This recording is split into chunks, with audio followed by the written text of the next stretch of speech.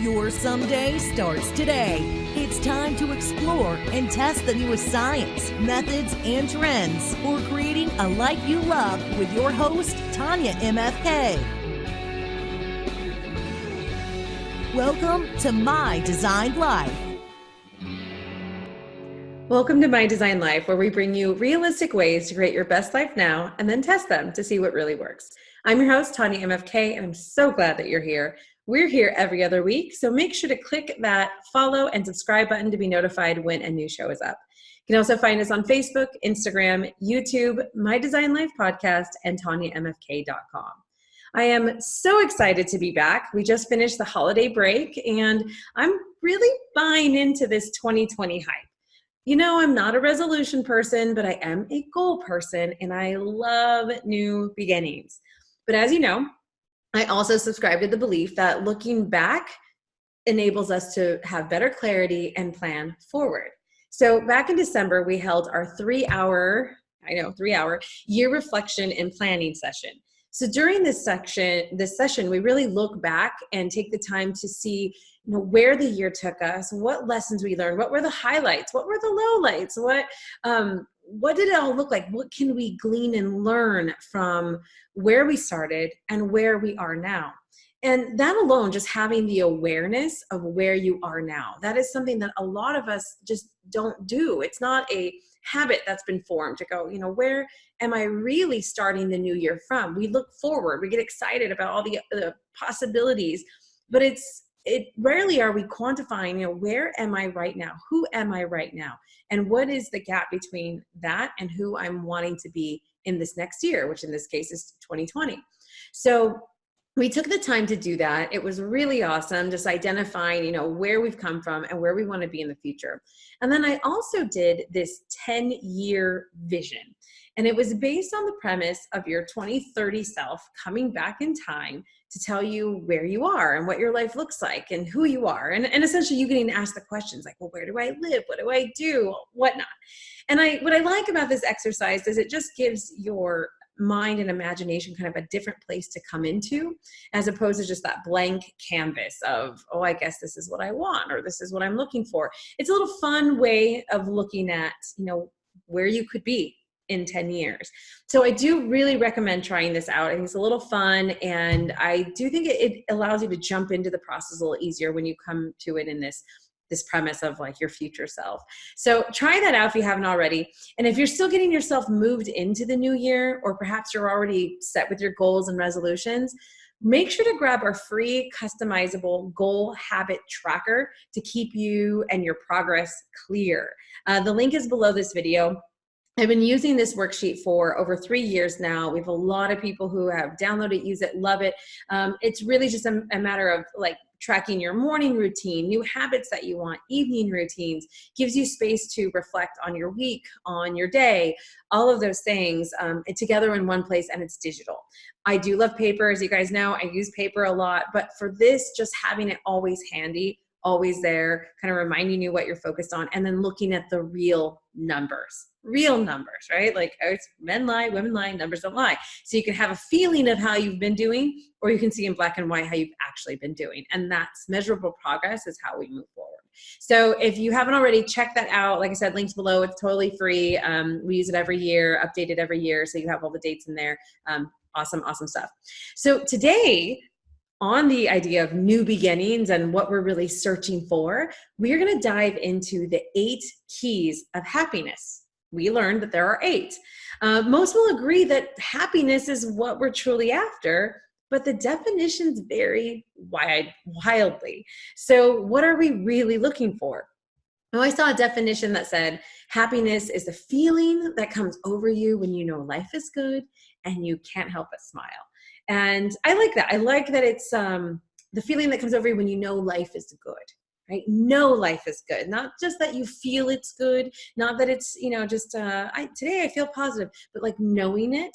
And I do love that. That you can't help but smile. I'm a firm believer that happiness doesn't mean that we're away from trials and tribulations. So I don't know that we'll always be smiling, but I do agree with that life is good, and maybe it's easier to smile even through the chaos because you're like, it's all going to be fine. I know it's good. right? Another one that I heard was happiness is a sense of well-being, joy, or contentment. And I definitely like pieces of that as well. You know, it would generally just kind of go, yeah, it's okay, or maybe joyful, or generally content. Like, this is all okay. And then there's this definition. True happiness is an inner quality, a state of mind. If your mind is at peace, even if you have nothing else, you can be happy. If you have everything in the world that the world can give, like pleasure, possessions, power, but lack peace of mind, you can never be happy. And I think too often, many of us subscribe to the I'll be happy when model, waiting for some outside event or circumstance to provide our happiness, to make us happy.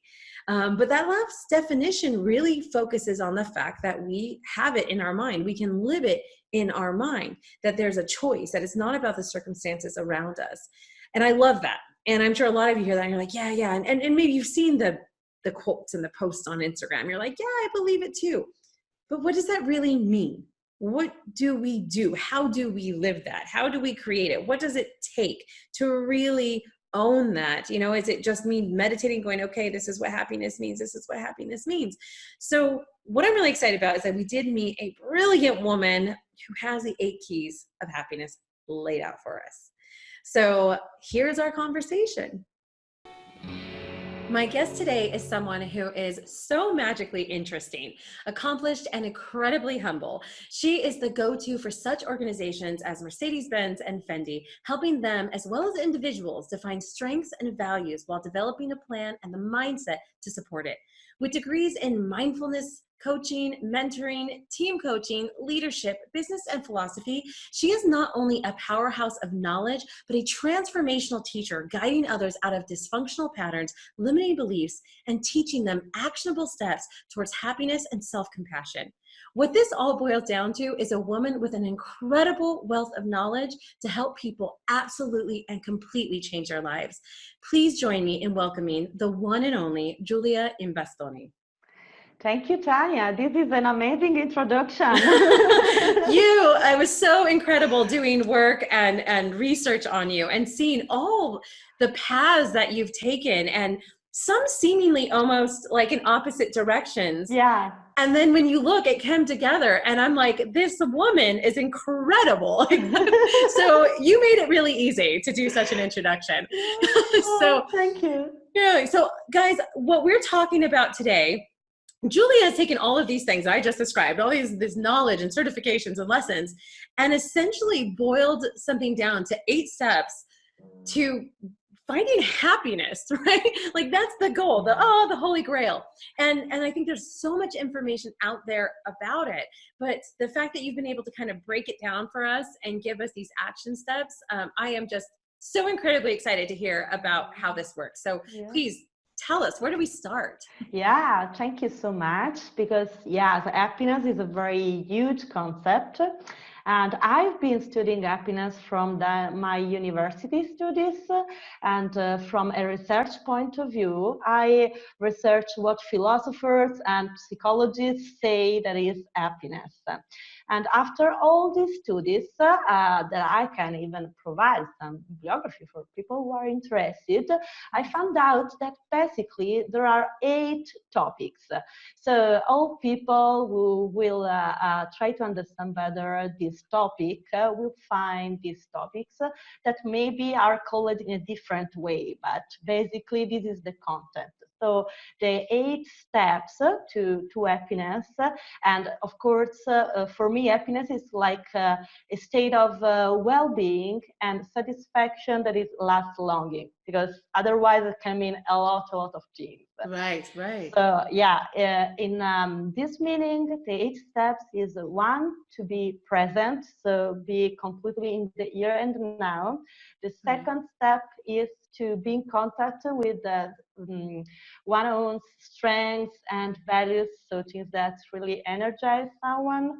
And so the first one, we need to be present, which I think we hear a lot, right? We've all seen the quotes. We've seen this thing. I always mention the quotes on Instagram, right? Because we all see this stuff like, be here now. Yeah. But there is it's easy to say. And I think a lot of people get that.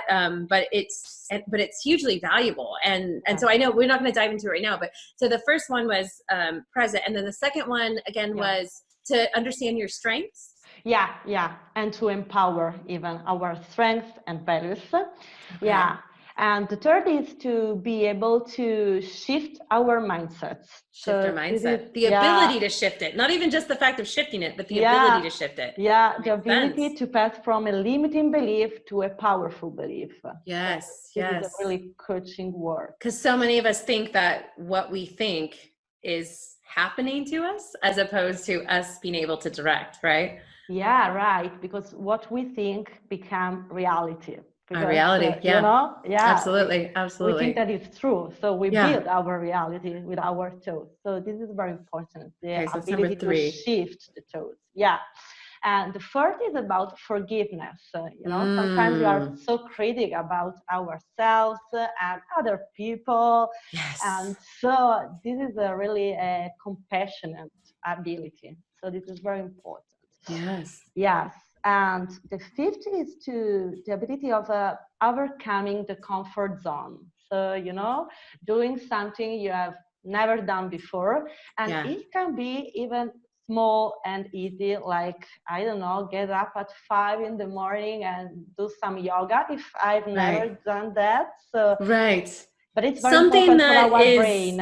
Exercising that courage muscle, and and courage doesn't mean doing something like scary, like jumping off a cliff per se. It can be just something that's scary to you, like getting up at 5 a.m. There are some people like, there's no way I would feel terrible, but to try that, to do that, that's a huge thing. I totally get that. Okay, so you didn't say courage muscle though. You said it's getting out of our comfort zone, right? Yeah. But it's about courage, and it's even about change. Because if we don't practice to change habits, it's always more difficult, because our brain is able to do always the same things, have an habit, and this gives some security, but we need to change something. So just to train the brain to do that. Yes. And that's a key thing too, is that courage isn't something that you just have. A lot of people think, well, that's, they're a brave child, so they're a brave human or whatever. It's a skill. It's actually something we can practice and develop, right? But you have to do it. And you'll be bad at it at first, which means you might be scared. You might hesitate. You might not even do it the first time. But as you keep doing that, that's when you develop that skill. So it is huge. And Tanya, to have courage, it's not about not having fear, because sometimes people, think I'm not so brave because I have fear.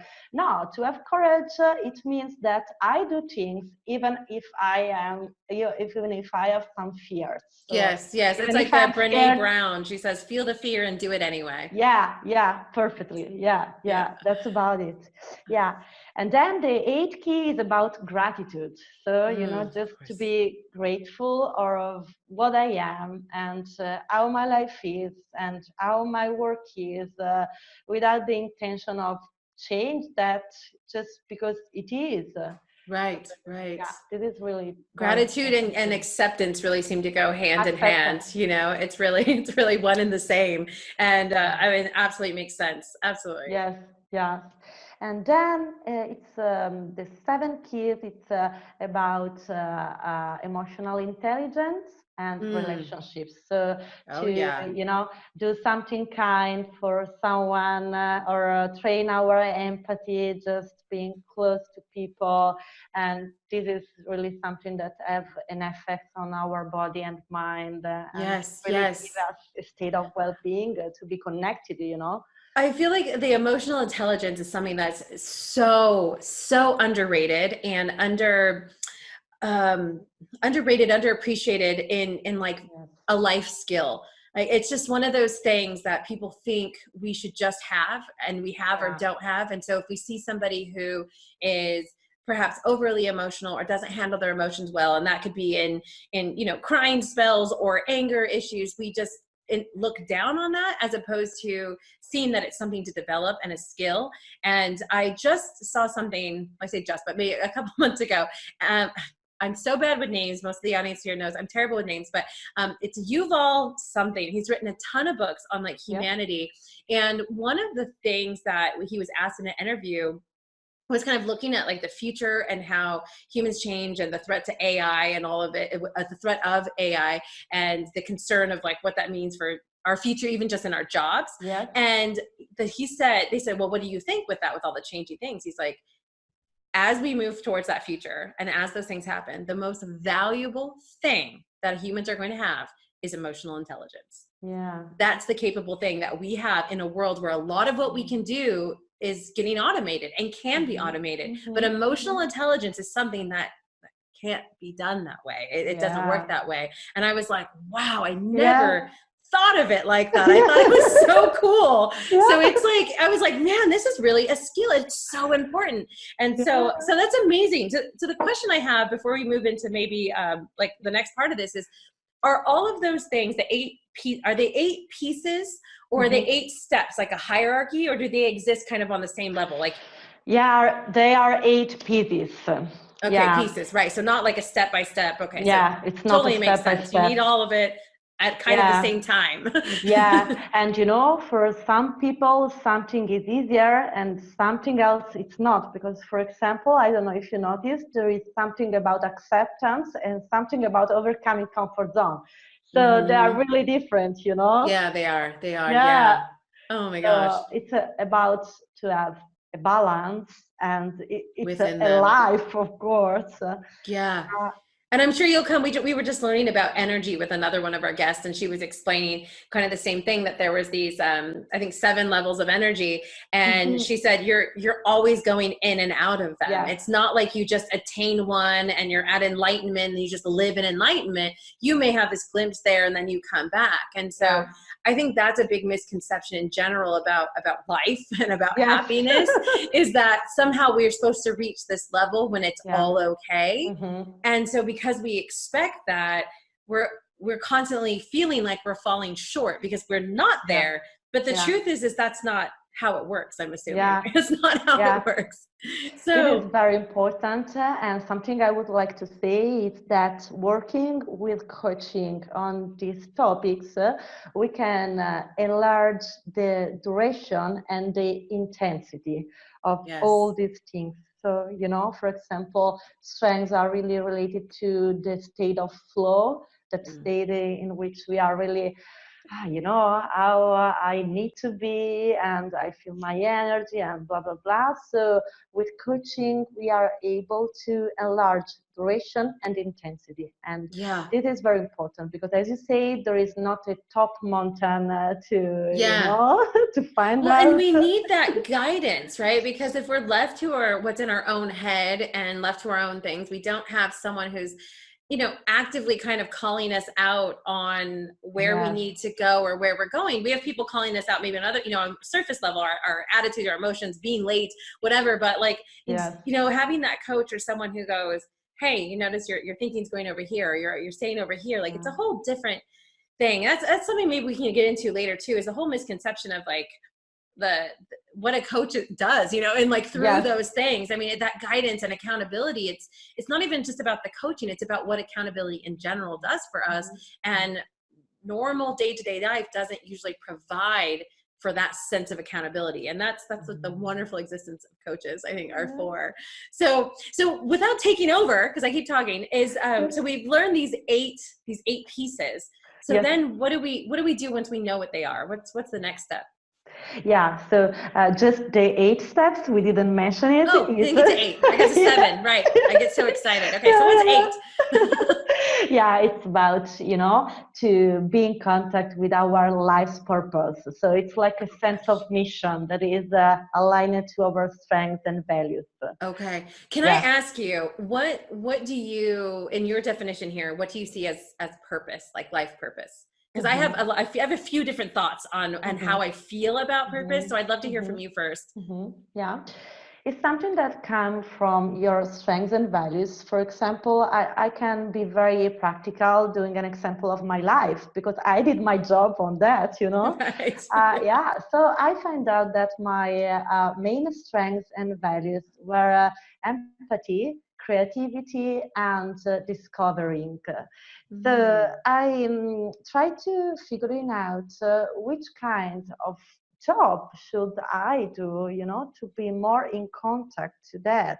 To foster kind of those Yeah, pieces for that you've recognized about example, when I yourself. was working in the human resources offices of very big companies, I was in contact with people, but I couldn't practice too much empathy because it was more about managing them, but not have a close relationship to them. Right. And even a creativity and discovering after a few years was flat because, in a big company, you are not always changing procedures and innovating programs. Right. So, I felt that was not more aligned with who I really was. And so I decided to practice this coaching and training programs. And so I felt that my life purpose was to help people in discovering the true version of the self.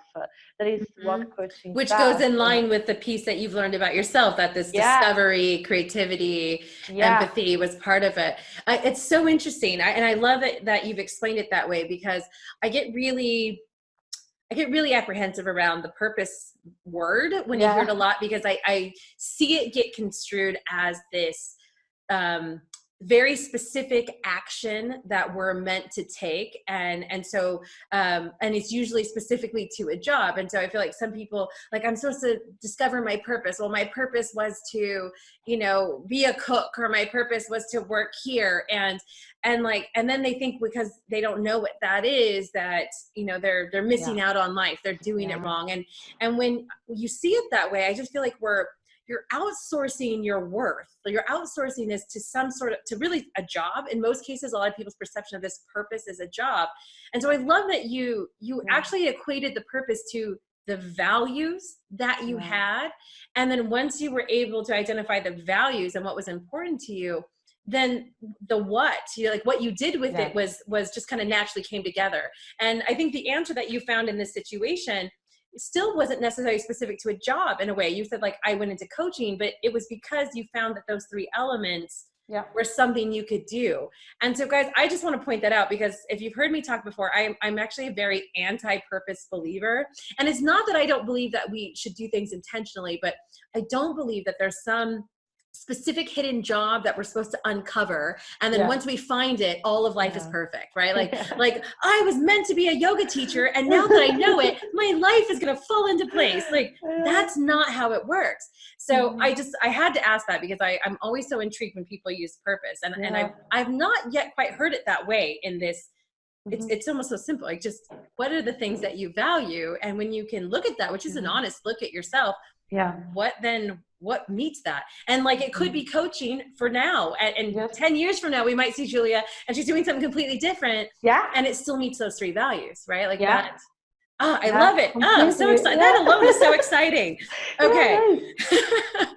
So we went to 8. So 8 was the purpose. Yes. And so now we actually did get to 8. So what do we, where do we go from there? What do we do now that we know what these are?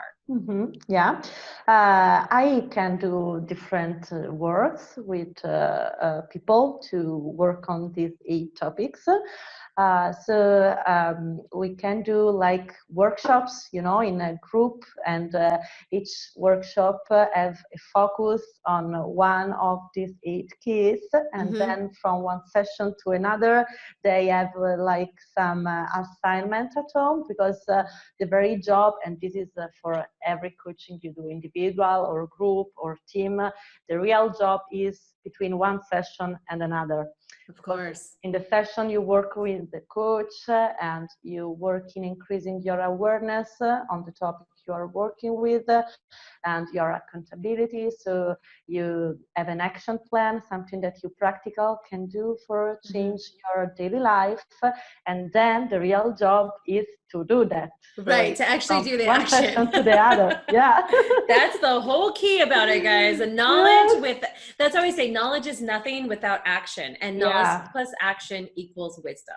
That's the elements we need. So all the knowledge in the world doesn't mean anything until you've taken the action. I actually made a joke earlier today. I said you can read the IKEA instructions, but you still don't know how to put that together until you went in and tried to put it together.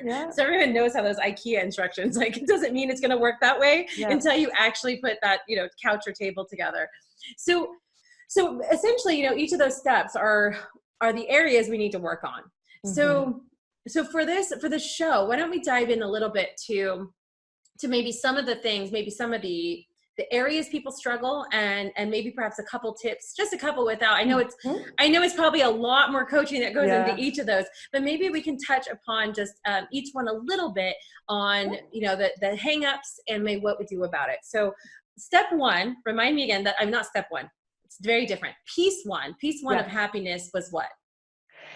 Mindfulness, to be present. Okay. So that in general, I think we're all really clear on the hangups to that, right? Like we live in a busy world. We're full of technology. Our minds are constantly thinking a bazillion things a minute. So we already know the problem. The problems are inundated. And so what are some quick tips maybe to get to that mindfulness? Quick tips are to follow some very easy meditation. For example, try with something of 2 minutes, 5 minutes, no more, just to begin, It's always meditation. And almost every one of our shows, it doesn't matter what we're talking about, you guys, if you haven't learned anything by now, meditation's going to help you. 2 minutes, she said. 2. That's all. But you can even practice just mindfulness. That is a little bit different from meditation. Meditation came from the Buddhist tradition, so it's something formal as a beginning and end, and I have to do that even if with an audio from the beginning to the end. Mindfulness is about being aware, and this is something we can do daily. Like, for example, I'm brushing my teeth and I try to be mindful. So in that moment, I try to smell the mint of, the toothpaste, right? The toothpaste, yes, or to hear the water that is falling down, and just few minutes, but I am completely present in that with that activity. Yes. Or for example, I am driving, and this is very challenging because when we drive, we think it's really easy to actually zone out when you're driving, right? Like we think we're present because my goodness, we're driving somewhere, but it's actually quite easy to be like, wait a minute, how did I get here? Like, whoa. So I love this because I actually heard about this. Oh my gosh. Over 10 years ago, someone had mentioned mindfulness, and they had said the same thing. Like they used the example of doing the dishes, and it seems so weird to me. I was like, okay. And they said, basically when you're in it, just start by telling yourself, like, I'm doing the dishes right now. Like you're like having this conversation with yourself. Like, I'm doing the dishes. I'm rubbing this dish right now. I have the water. Like you almost like narrating it. And it was an easy way to start to become present, because then you are noticing the water, you're noticing the sound, you're noticing the suds, you're noticing all these things that you don't notice. And I guess the question that some people may have, because I absolutely see the benefits and I love meditation, but what does this actually do for us? What is the benefit of being in the present moment? I think that the biggest benefit is about the control of the stress. Because we feel very stressed because we have a lot of different thoughts and they are not complete. So, it's about what is called inner dialogue. And sometimes it's like a storm in our head. Like, I don't know, I should be on diet, or I should call that person. And so I'm not expressing a complete thought about why I should be on diet and what can I do, Right. It's like you're standing in a crowd and all these people are talking around you, saying different things, and you're catching glimpses of the conversation, except for you're the crowd and you're the one seeing all the glimpses of the conversation.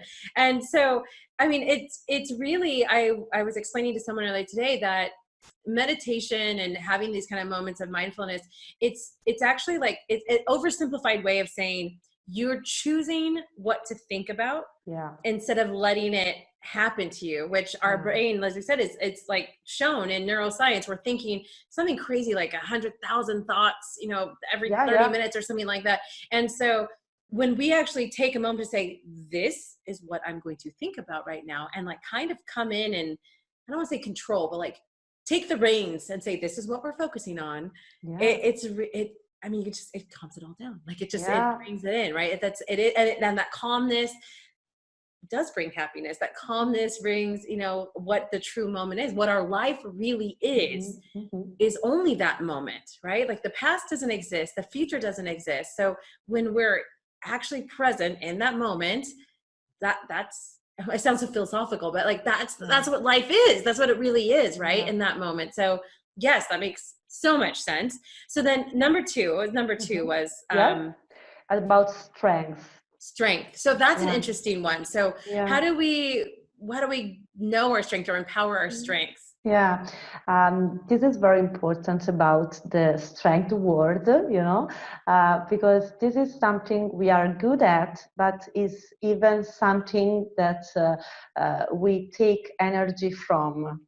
So, for example, if I'm very good, with Excel, but I don't like that, this is not a strength. This is very important, because this is a big difference. So when I am in my flow moment, so I'm practicing one strength, I feel more energy. So even if I am very tired, for example, I like very much dancing, I can dance for 3 hours and I feel more energy, not less.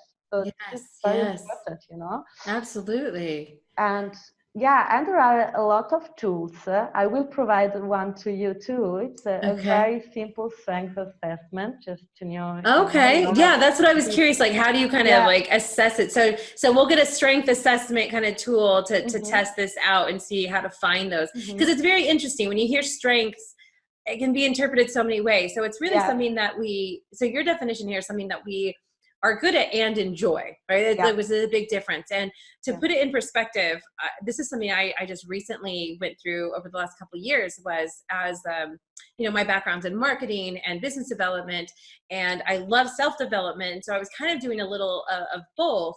And at one point I'm very good at, email organization and putting, marketing plans together. And so I was running courses doing those things. And I realized like, I'm really good at this, but I hated doing it. Sounds so terrible. But I was like, I actually don't enjoy it. But it felt so conflicting, because I was like, but maybe I should be doing it because I'm good at it. Right. And I think that's an easy thing for us to misconstrue. Like, well, I'm good at it, so it must be something I'm supposed to, that's my purpose, supposed to do. And it took me a while to really just admit to myself. Facebook advertising, that's another one. We were really good at Facebook advertising as a company. And so we were doing that for a while. And I remember, I think one of our last clients, I was like, I hate running Facebook ads. I don't want to do this. I don't want to teach people to do it. Like, yes, I can have a conversation with someone if they need it, but I don't want this as my job. I don't want to do that anymore. And so we stopped. So I love that it has to be both. So that's awesome. So now number 3, what do we have for number 3? This is the comfort zone, Ryan, right? Mind shift. Oh, mind shift. Okay. So mind shift. So where are we with that? How do we do that? This is very interesting, because with mindfulness, we can be aware about our thoughts and take the distance from them, because the common error is to think that we are our thoughts and our thoughts are true. So for example, if I think I'm not creative because I don't know, my parents when I was a child they told me and blah blah blah, so I built this belief, I think that is the truth. So I won't never, I don't know, drawing or doing something creative because I believe I'm not. Right. So with mindfulness, we be aware that this is just a thought. So I can be creative. So we've learned that through mindfulness, and then we come to this part of the happiness, realizing that we are capable of changing that belief. Right? Yeah, and this is about mind shift. So change the beliefs from a limiting beliefs to a powerful belief. Right. And, the most famous coaching question about this is, what if? What if I was really creative? Yes. I love that. My life coach always says that with me. She's like, but Yeah, Tanya, what if it was all okay? And you're like, oh, it would yeah. be like this. She's like, guess what it is? You're like, oh my gosh, reality has Open changed. a lot of solutions. It Yeah, does. So I love this because mind shift, again, going into this world that you and I are both in a lot of ways of this, we're surrounded, there's life coaches and mindset coaches, and we're all in this kind of yeah, self-development world.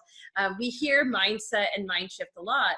And so it's not just about, it's actually one step before shifting your mindset. What you're really explaining as a key to happiness is knowing that yeah, you can shift the yeah, mind, because that's the first step, right? If, like you said, those beliefs that you hear as a kid. And I was just hearing this I'm in a growth mindset kids group for like parents, and they were saying the same thing, like, be very careful with the labels you tell your child, like, yeah, oh, you're just a wild one, or you're just shy, or even saying to yeah. other people, oh, he's just shy. And the labels that they take on and hold it and create for themselves. And then we grow up as adults always having this understanding of ourselves, but never actually questioning why or where it's come from.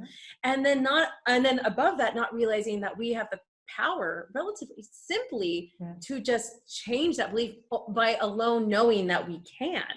Right? Like that is so powerful. And I love that, because it's easy to say, well, shift your mindset. Like, well, yeah, but if I don't even know that I can or believe that I can, that's one of the key components to happiness, right? Like, your personality is not frozen. You can always become a new person. And the most of us do it through default, as opposed to like choosing, like, this is who I want to be now. This is might be who I was, but by a simple mind shift, I can be someone else who I want to be. So yes, love that. All right. So that was 3, round 3, right? Yeah, yeah. So 4, where are we 4 at? is about forgiveness. Oh, yeah. the tough one. This happiness thing is tough. Goodness. All right. So forgiveness. Yeah. Do you have some tips or guidance for that? Because that's always a tough one for everyone, right? Yeah. And I'm thinking about the parts of us, like always, growing up, I was a kid. And for example, yes, my mother told me I was shy. So I began to build this shy attitude, and it's playing like a role. There is Roberto Assagioli who called that subpersonality, because it's like really a personality, and it's automatic. So it's something happen if I have an input from the outside, I become that person, shy and with all that characteristics. Right. And the key element to transform this is to accept this part of us.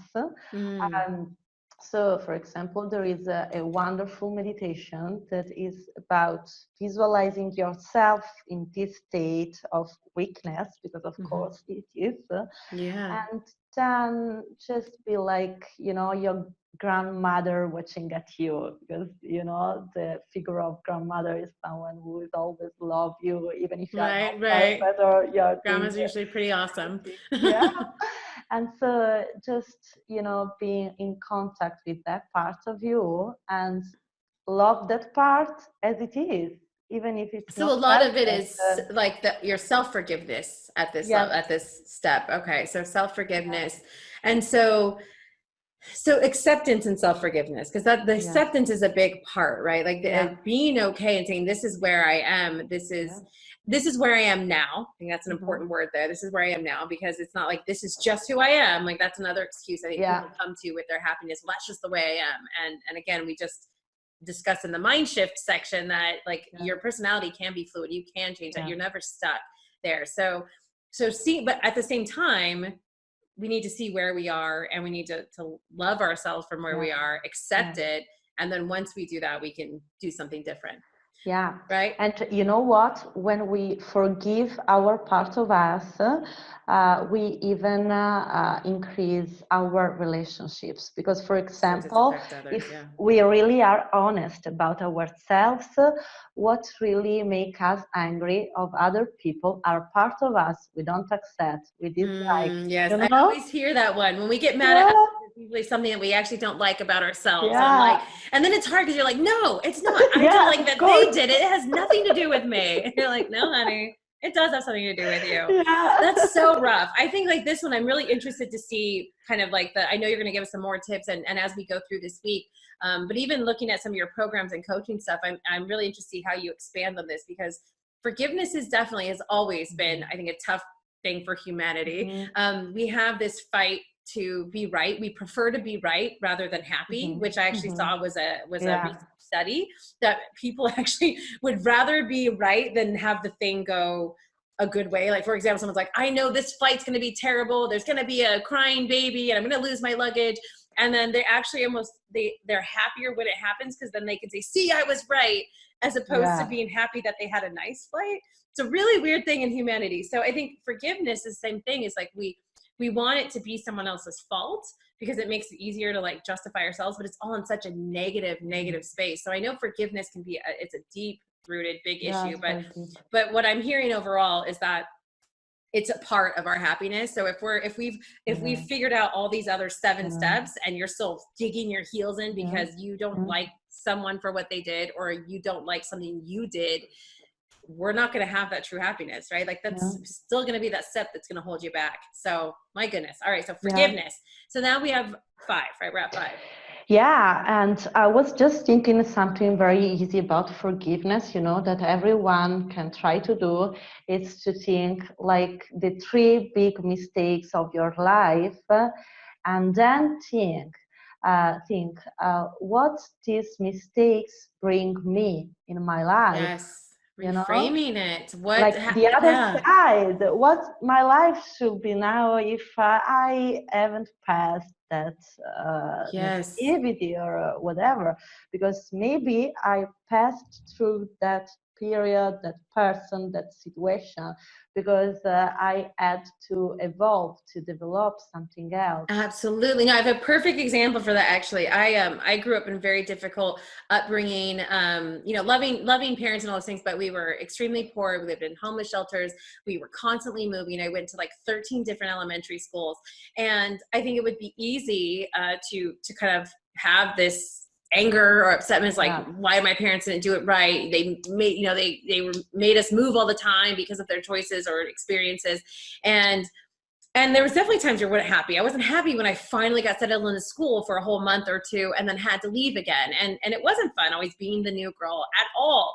However, as I got older, I learned that one of the things I gained is I can walk into a place I've never been before and make friends right away. I have no problem saying, hey, I'm Tanya. No one knows who I am, but I'm here, because I had to do it so many times in my life. And so, of course, there's an up and downside, right? Like there was other parts where I was like, stability, what is that? And there was difficult parts of my life as well. But there was these other attributes that came from that. And if I only look at the negative, then of course that's all I'm going to see. But it's not that. It's a whole piece, right? So it is looking at that. I love that you brought that up. And another, one of our other episodes, we met with this Dr. Auda Tovar, and she has a whole series called Naked Journaling and Get Naked. And one of the daily practices that she suggested was that you, every day, it sounds really negative, every day find something that you're like beating yourself up over. There's usually something, because of that inner dialogue, right? That's what you're talking about. That inner dialogue is not a nice person most of the time. So there's always something you're beating yourself up over. And she says, find that thing, identify it, whatever. It could be something like, I wasn't spending enough time with my kids today or something. And then, this is what I'm being, sit with it for a minute, kind of look at it. That's what it is. Ooh, I don't like it. And then say, Tanya, or your name, I love and accept you, even that, for this, I know that this is what happened, and I love and accept you. And like that simple little practice of just switching the dialogue, because some people are like, oh, big deal, I say it but I don't feel it, but you start to train your brain to start saying different things. And so I love that, because it was a daily practice. And I love what you're saying, because it's like you're like, look at the big ones too. Like, those big ones are those are rough. But it's easy, it's easy. Simple is not always easy, right? And that's the thing, is that it is so simple, but no one sits around going like, what am I going to do today? I'm going to watch Netflix or work on forgiveness. So it's a rough thing, but that's what we're here for, to hopefully give you the inspiration to make that change. So forgiveness, now what do you do?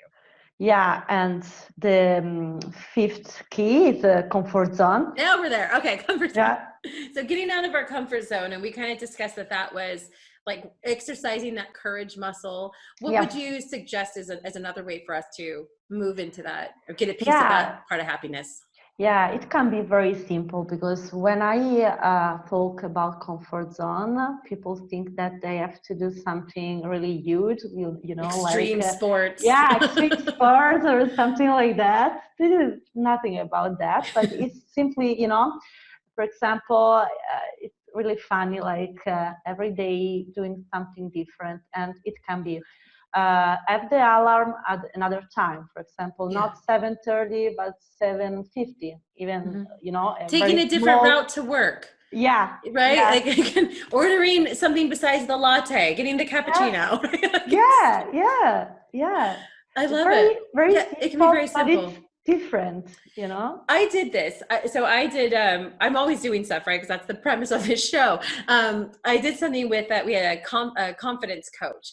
And so I had these different things to try every day. And as I was going through it, and it was really, it was more mindset, but I started getting like this urge to wear like these earrings I would never wear. They were like too big, or like wear this bright lipstick color. And for everyone else, like nobody noticed. Nobody was like, oh, wow, wearing a different. But like for me, it was such an act of courage because I was like, whoa, I wore the red lipstick today. It was like such a big deal. So it's really those things. And I swear by the end of that week, like I was feeling so empowered. I was like, I can wear and do anything I want. So it makes a difference. Like as little as those things may sound to, I think, some people here, I'm telling you, there's power in that. My goodness. And then after that, if you want to do extreme sports and jump out of a plane, you can do that, but it's not required. Right? It's not required. Okay. So awesome. So we finally got to comfort zone.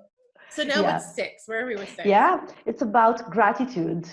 Oh, right. You know, just be grateful for things how they are, and of course my personality as I am. And a very great tool for this, an exercise that's very easy, everyone can do, it's to take, you know, some classical music, just a track, so 3 minutes, something like that, and have a paper and a pen and just write everything that you can imagine in response of the questions, I am grateful to my life for. And you just write without thinking. So just whatever comes out. So it can sound silly. It'd be like, for my cat, for this leaf, for the wall being clean. And then eventually you might uncover some much deeper things. Right? I love that. Gratitude is one of those things as well that, I mean, all of this in most ways is simple, right? But it's just like everything else. It's also a practice. And I know for myself, you know, and most busy entrepreneurs, busy everyone, right? Who's not busy these days. It's just one of those things that's easy to slip. And so what I did is I have a gratitude alarm on my phone. So my phone goes off at 1 p.m. every day and it says gratitude. And the deal I made with myself is I have to think of 3 things that I'm grateful for, like right then.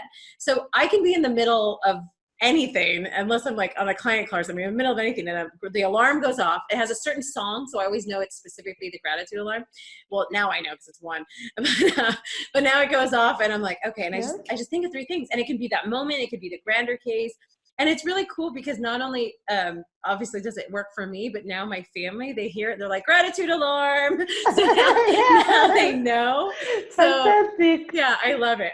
So gratitude again is really just taking time to stop and be grateful for something, because no matter how chaotic, crazy, or crappy your day might be, there is something, there is good everywhere, you know, and it can just be that you're there, that you're breathing. It can be sometimes that you got out of bed, right? Like in the midst of a tough day, and where you're like, I do hate everything right now, but I got out of bed and I'm at least grateful for that. Or I got to eat these eggs, like whatever, you know, it can be whatever it is. And I think the act of teaching us to look for it, because it's easy to find the bad, right? So if we start to train ourselves to look to find the good, that's really the core thing. It's not even like you were saying, it's not even what you're writing about. It's not even what you're actually saying you're grateful for. It's the act of doing it. It's the act of training yourself to find the good, because what we focus on is what we create. Right? And still can be something very small. Like I was in a bed earlier, and so I just enjoyed sleeping. You know, can be something really easy. Yes. Oh my gosh. You're like, I'm gonna say this. We had to stop for gas the other day, and I walked in, and we decided to grab some coffee.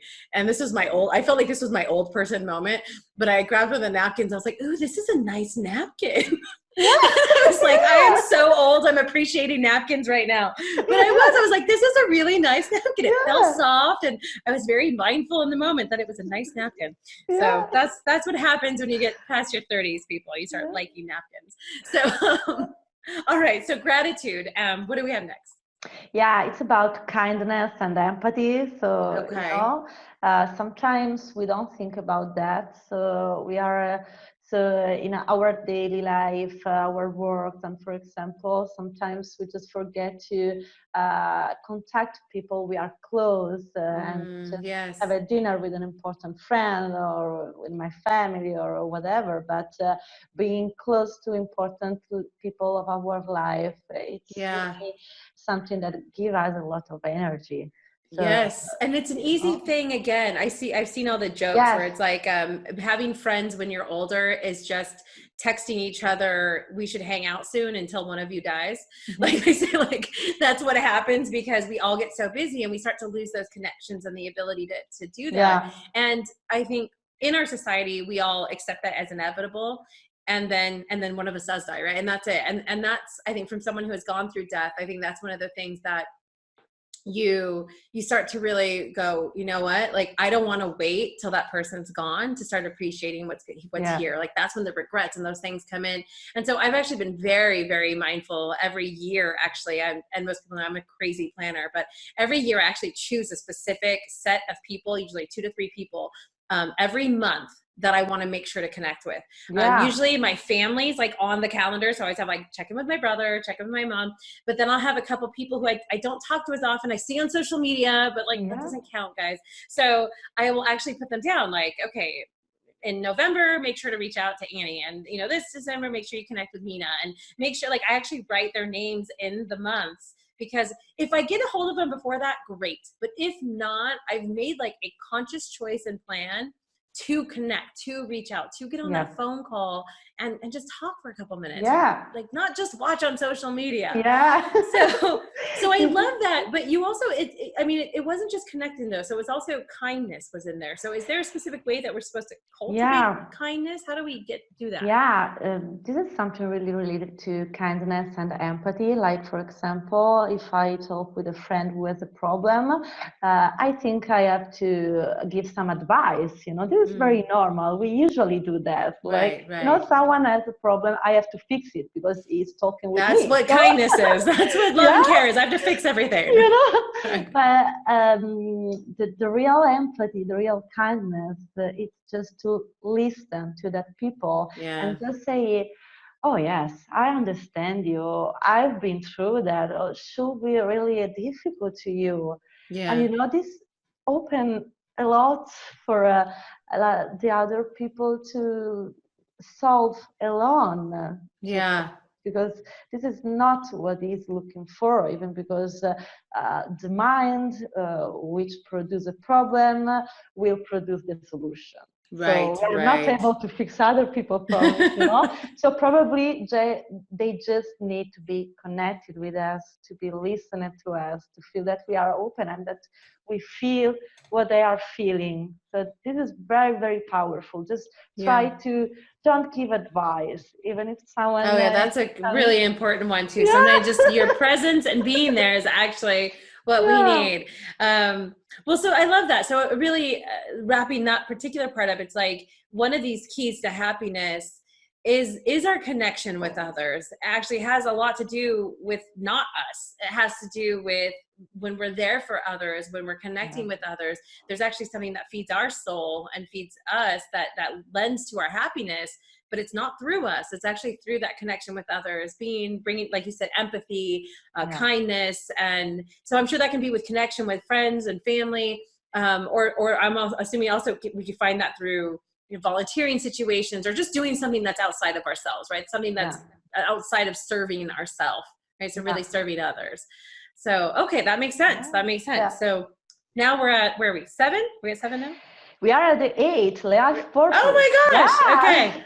I'm always missing one somewhere. Okay. So we're actually at 8. Okay. And so this one, what is this one again? It's life purpose day. Life purpose. Right. Okay. And so we did dive into that one already a little bit about what that really kind of meant for you. And so you said you'll have some kind of tips that we can maybe find what those strengths are. Well, you said the strengths, but then when we kind of identify our values, do you have any tips for maybe how we find our values or discover those values? Yeah, for strengths and values, we can just, answer 2 very simple questions. So, for example, which are the activities that I've been doing when I was a child and I am still doing? Which are the things that really motivates me and energize me? Which are the moments I feel I am the true self? So, not that situation in which I act as I am supposed to be. And which things are never on my to-do list? Because, for example, as I like dancing, I don't have to write on my to-do list. I remember to do I like that. That's a fun one. Unless you're crazy like me, I put everything on a list, but I love that. Yeah, it's like something that you're going to do. It's in you that you're going to do, right? So you don't even have to think twice about it. So those things will kind of help you identify your values. And then as we discussed before, those values help you kind of help you align with some purpose. And again, purpose, I have to tell you guys, is not specific to a job or action, but it is specific to what you choose to engage in and what you choose to make a priority to do in your life, right? I mean, that's really what our lives were meant for, was to live in a sense of joy and excitement and passion. And it doesn't mean it's always there. Doesn't mean it's always going to be hunky-dory, even if you find that, but your purpose, why you want to keep going. Because it's just a sense of direction. Absolutely. Doesn't mean I have always to be on the top. That's the big misconception about happiness, right? I mean, that's the thing, that I'll get there and it's going to be blissful. And then we think we're doing it wrong because it's not looking that way. But as you've explained in all of these things, I think the first part that we're realizing is there's work to be done. There's work to be done. And that alone is another misconception. We think that, it should just be there. It should just, and in a way it is there. It is there. We've had years and years of kind of like muck and blindness and things come through and other beliefs coming that have kept us from that. But really our truest nature exists at that simplicity level of like happiness and clarity. But we've taken on a bunch, through our own experiences and brokenness and what's been brought to us, I think, to cloud that vision. And so essentially, you guys, what Giulia has given us here is like, if you're feeling like there's no light at the end of the tunnel, these are the steps to start working towards, right? And not steps, but again, just pieces to start looking at. And you may see like, look, I have courageous steps every day. Well, great. So maybe there's someone we need to forgive, or maybe there's, something else that we can look at. And it sounds like when we get a lot of these aligned, then we'll step into that happiness. But it doesn't mean, like you said, there's always going to be a mountain. There's always going to be something. So as you get into one level, something else may change over here where there's a new level of courage. But now we have the foundation to walk through that. From a background of happiness, right? Not from a background of despair or victimization. So I think that's so powerful. I'm so excited about these 8 steps. So, well, before my last question, Giulia, I do want to ask you, please let everyone know where they can find you, what you have going on, how to connect with you and learn more from you. Yeah, of course. I have my page on Facebook. There is Giulia Imbastoni Coach. And on Instagram, I am just Giulia Imbastoni. And I have the website, but I'm working to recreate it. So now people can find me, but in few months they will see my new website. So we'll follow you on social media, and then we'll get the big website announcement. So we'll be good for that. Yeah. And do you have any current programs or anything where people can work with you right now? Yeah, the 8 keys to happiness can done by individual coaching program. See, so you can go in and Yeah. so you don't have to just listen to this and figure it out on your own, guys. Yeah. You can hear this and be like, okay, now I need to go work with Giulia. So that's amazing. So you do specifically work on these steps in this and like guiding and working with people. And as you guys heard in that introduction, like this is what she does for companies. Like this works on a company scale as well for people to working together and going towards a bigger goal, as well as of course individuals. Yeah. So yeah, that's amazing, and it makes total sense. So awesome. Well, so now for my last question, what is the assignment that you'll have for me to do this next week? Yeah, I will ask you to do a morning meditation. It will be 5-10 minutes, and it will be targeted to one of these pieces. So about mindfulness, about being in the flow, mind shift, whatever. And then journaling at the evening. It's very 5-10 minute activity, not more. And then on the second date, I will ask you to take the strengths assessment. So we will have your top strengths. Oh, I'm excited. Okay. Yeah. And then on the 5th day, I will send you a coaching and action plan. So basically will be which are your learnings, and so what are you going to do differently now that you learn this wonderful team. So it's kind of like a week of awareness, right? So like I kind of start with some different focuses, and then at the evening for journaling, is there something specific that I should focus on, or is it just a free flow? No, I will send you some specific, and it's always related to the 8 keys of happiness. Oh my goodness. I love it. I love it that it's organized. I'm the organization queen. I love it. Okay, guys. Well, it's so awesome. I have my assignment for the week. So you guys, if you want to learn more about the specifics that I'm going to get from her, then make sure to follow along and see how it goes on My Design Life Show on Facebook and Instagram. And if you want to join along with me, then let me know how you're doing by tagging us at My Design Life Show and using the hashtag happiness now. And if you like this and you want to see more, make sure to click that subscribe button and be notified each time a new episode comes out. You can also get more on our website, mydesignlife.show and tanyamfk.com. We will see you here every Monday to create a life you love. And remember, your someday starts today. Make it the best. I'm Tanya MFK. I'll see you next time. Do you have methods, tips, or hacks to live your best life? Be a guest on our show. Contact us at mydesignlife.show to submit an application.